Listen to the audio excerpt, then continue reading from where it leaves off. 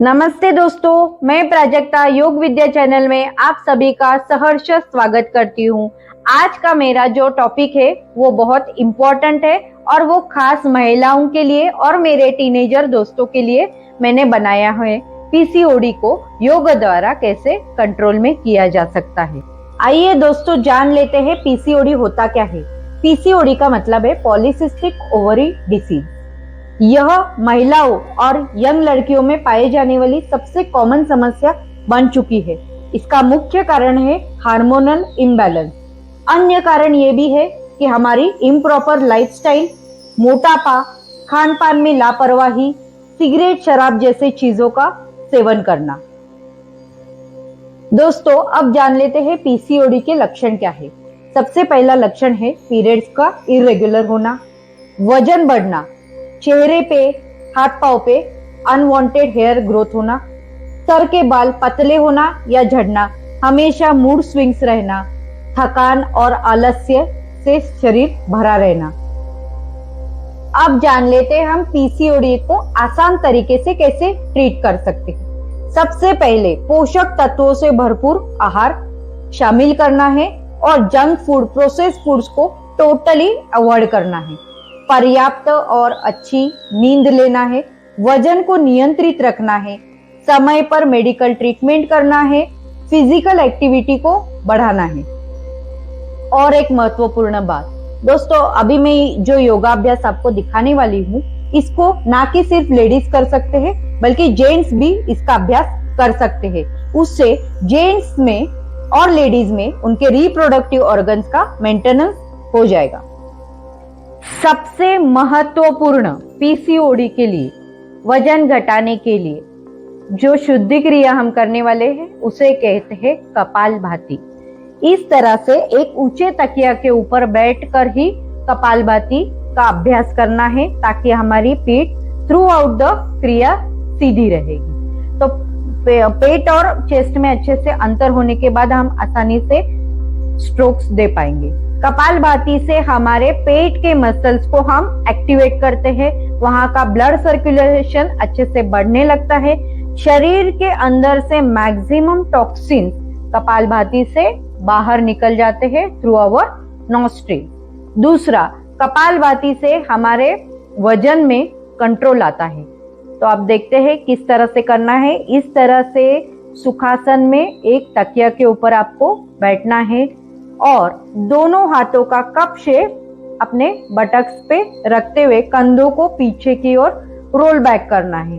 पीठ सीधी रखना है, चेहरा शांत रखना है और आंखें बंद करके इसका अभ्यास करना है। इसके अभ्यास करते हुए सांस लेने में बिल्कुल ध्यान नहीं देना है। सिर्फ सांस को बाहर छोड़ते हुए पेट का धक्का अंदर से ऊपर की ओर लगेगा और हमको 1 मिनट में 120 स्ट्रोक करने की कोशिश करनी है।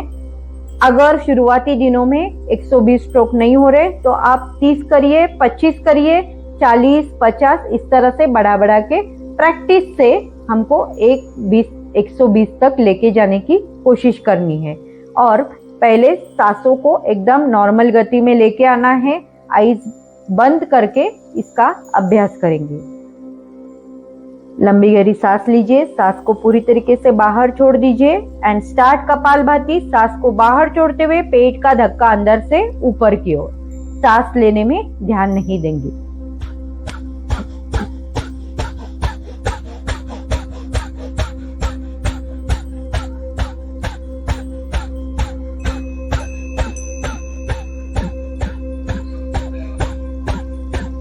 पेट के मसल्स जैसे ही थक जाएंगे तुरंत रुक जाना है। अब मैं आपको बता रही हूँ कि कपालभाति जब मेंस्ट्रुएशन पीरियड्स के दौरान कपालभाति का अभ्यास नहीं करना है।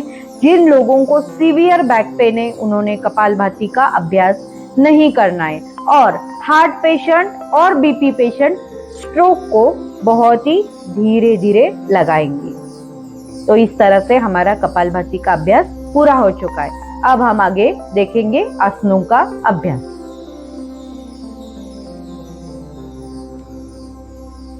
पहला पीसीओडी के लिए सबसे महत्वपूर्ण आसन जो है वो है बद्धकोण बटरफ्लाई।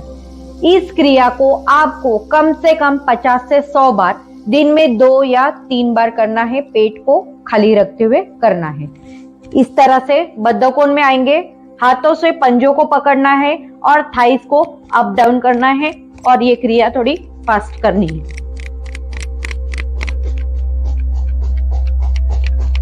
इनर थाई की चर्बी बढ़ी हुई है, वो कम हो जाती है, लोअर एब्डोमेन की चर्बी कम हो जाती है। बेसिकली यही है कि पीसीओडी में हमको लोअर एब्डोमेन को एक्टिवेट करे, पेल्विक मसल्स को एक्टिवेट करे, पेल्विक रीजन को एक्टिव करेंगे, ऐसे आसनों का अभ्यास करना है। And then relax. अब अगला आसन हम करेंगे चक्की संचालन इन उपविष्ट कोणासन। उपविष्ट कोणासन, इस तरह से दोनों पाँव को मैट जितना खोलेंगे, जितना मैक्सिमम आप खोल सकते हैं उतना खोलेंगे। घुटनों को नीचे की ओर दबाना है, पाँव के पंजों को, पाँव की उंगलियों को अपनी ओर खींच के रखेंगे। अब दोनों हाथों का इस तरह से इंटरलॉक करना है। ये बहुत महत्वपूर्ण और बहुत इफेक्टिव आसन है पीसीओडी के लिए। इस तरह से clockwise and then anti clockwise पूरा आगे आना है और फिर मैक्सिमम पीछे जाना है एंड देन एंटी क्लॉकवाइज।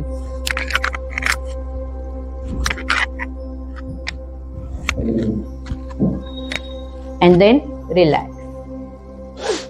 अब अगला सबसे महत्वपूर्ण आसन करने वाले हैं उपविष्ट कोणासन। दोस्तों, ये आसन थोड़ा कठिन है।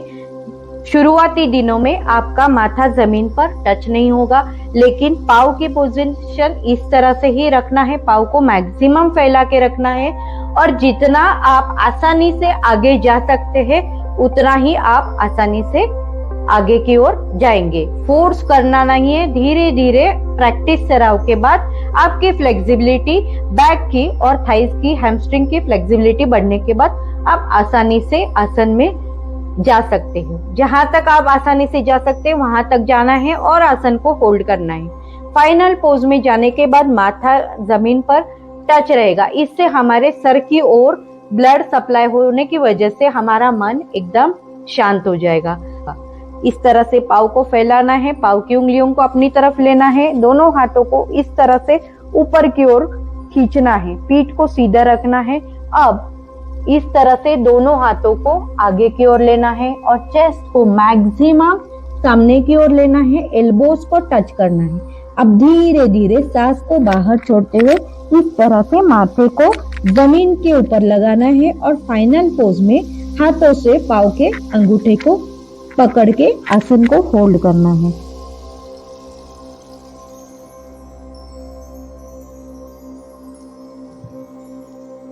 एडवांस पोज में आप चिन को भी लगा सकते हैं।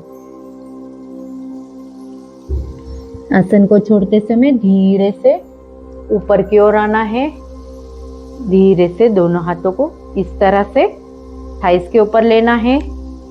पाँव में एक्सट्रीमली खींचा हुआ है, इसलिए बद्धकोण बटरफ्लाई करना है। And then relax. अब हम अगला अभ्यास करने वाले हैं नौकासन। नौकासन में अगेन लोअर बॉडी पे तनाव आ जाता है, तो उस वजह से पेट के, लोअर बॉडी के जितने भी पेट के अंदर के ऑर्गन्स है वहां पे अच्छे से ब्लड सर्कुलेशन होता है और वो ऑर्गन्स अच्छे से कार्यरत करने लगते हैं। तो देखते हैं किस तरह से करना है। इस तरह से साइड में बैठना है और हाथों से हल्का सा पीछे जाना है, दोनों पाँव को ऊपर लेके आएंगे और दोनों हाथों को इस तरह से पाँव घुटने में से सीधे रखेंगे। नॉर्मल ब्रीदिंग के साथ आसन को होल्ड कीजिए।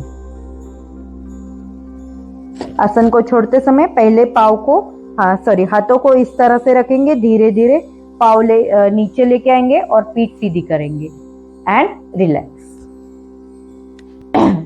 दोस्तों, इस तरह से योग द्वारा पीसीओडी को कैसे कंट्रोल किया जाए इसका अभ्यास हमारा पूरा हो चुका है। अब मैं आपको एक महत्वपूर्ण और बहुत ही इफेक्टिव रिलैक्सेशन टेक्निक दिखाने वाली हूँ, जिसके अभ्यास करने के बाद में आपको पीसीओडी में अगर समस्या हो रही है, मेंस्ट्रुएशन में समस्या हो रही है, तकलीफ है, कुछ भी हेवी फ्लो है, कम फ्लो है, तो आपको इसमें बहुत ही आराम मिलेगा।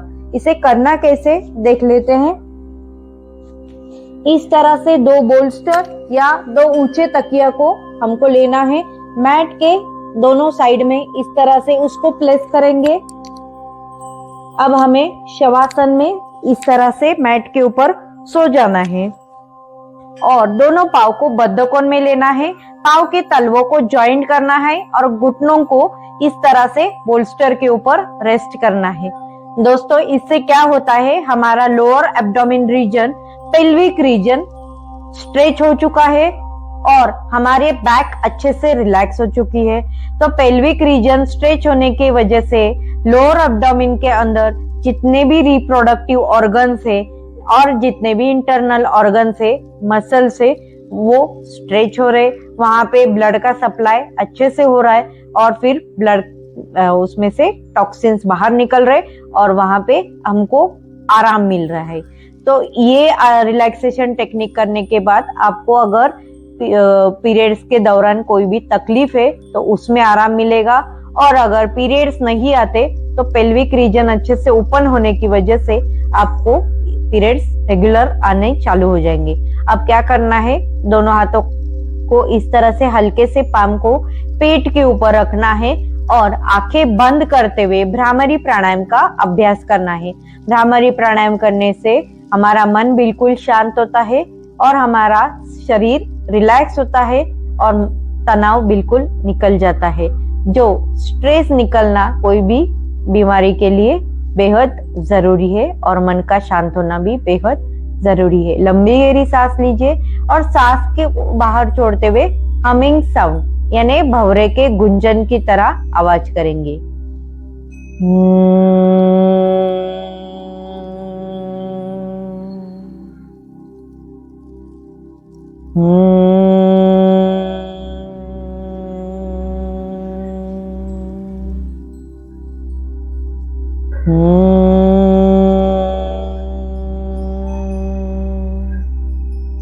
इस तरह से आपको भ्रामरी प्राणायाम का कम से कम 2 से 3 मिनट तक अभ्यास करना है और इस रिलैक्सेशन टेक्निक में कम से कम 5 से 7 मिनट तक रिलैक्स होना है।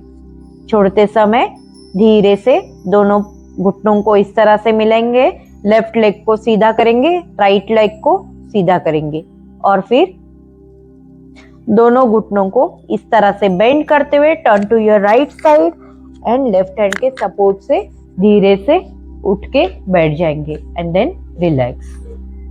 हमारा आज पीसीओडी का अभ्यास खत्म हो चुका है। योग द्वारा पीसीओडी को कैसे कंट्रोल में लाएंगे, इस अभ्यासों के द्वारा हम जरूर से उनको कंट्रोल में ला सकते हैं, वजन पे भी कंट्रोल कर सकते हैं और हमारे पीरियड्स को रेगुलर कर सकते हैं। तो इस तरह से हमारा अभ्यास कंप्लीट हो चुका है। अब चैनल को लाइक, शेयर एंड सब्सक्राइब जरूर से कीजिएगा। धन्यवाद।